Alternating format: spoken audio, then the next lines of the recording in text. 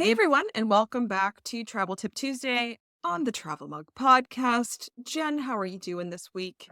I am doing well. How are you, Megan?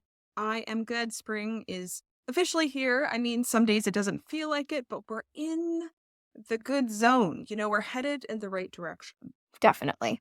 I love that. Now, this week, I wanted to talk about the comforts of home while traveling. So recently, we were eating at Subway. This is in no way am I promoting Subway. It just happened to be the case.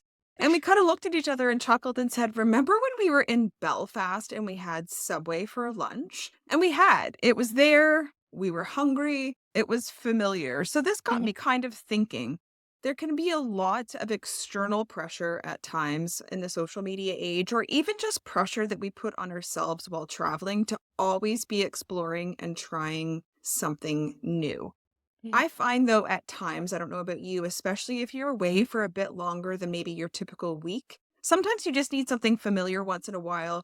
Yet we often feel like that's almost a travel fail of sorts. Yeah. I know in the past we've talked about, of course, trying new foods. We've talked about that a lot while traveling. And don't get me wrong, I love that. I'm huge into that. But I also think we have to give ourselves some grace sometimes. And Mhm. if we see something familiar and it feels right, that's okay. Not every meal or every event needs to be put online for starters. No one needs to know you had Subway for lunch.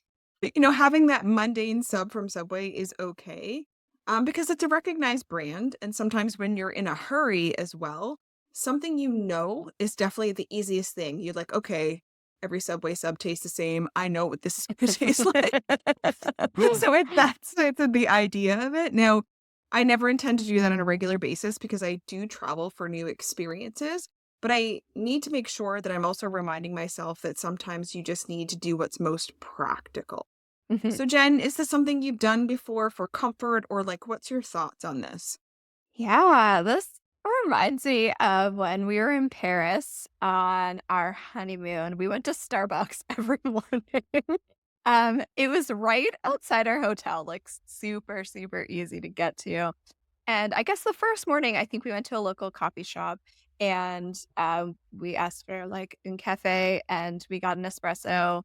And it's like we really wanted a drip coffee, And I know that that's not typically what they would drink in Paris, but that's what we wanted. And so we could get that at Starbucks. And it did, like, at the time, felt like a bit of a fail, like, "Oh my gosh, I can't believe, like, I'm in Paris and I'm going to Starbucks, like, this is ridiculous."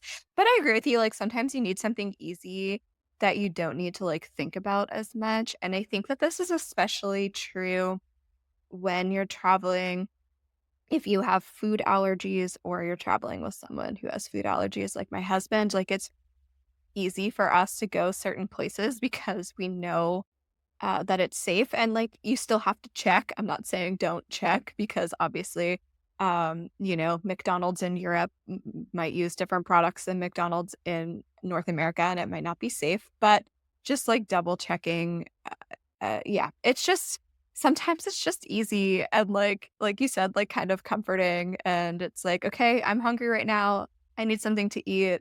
Let's just eat this and move on and go do something else." Yeah, especially if it's getting in the way of like you going to see something. I don't want Yeah, food slowing me down. yeah. And I understand what you're saying about coffee. When we were in, I don't know if it was Amsterdam or Iceland last year, Peter just kept saying, I want a big coffee. He's like, I Yeah. don't, and I know that's probably a North American mindset, but like, Yeah.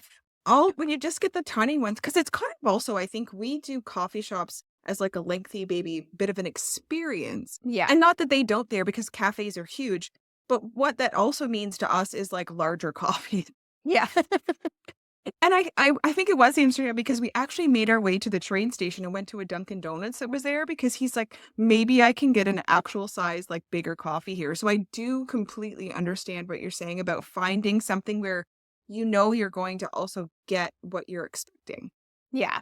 And obviously, like, we travel to be, uh, in a different culture. Like, that is something that we want to experience. But yeah, sometimes you just want your, like, extra large coffee. Yeah, and that's okay because I love cafe culture all around the world. I think that's Yeah. we both do bakeries, the whole Yeah. thing, like, that's Yeah. definitely not it, but sometimes you just need A bigger dose of the caffeine. Yeah, well, and a lot of the times, like, in the mornings, we just wanna grab a coffee and go walk, like, I love sitting down in a cafe and having, like, that experience, but sometimes I just want my extra large coffee and walking around.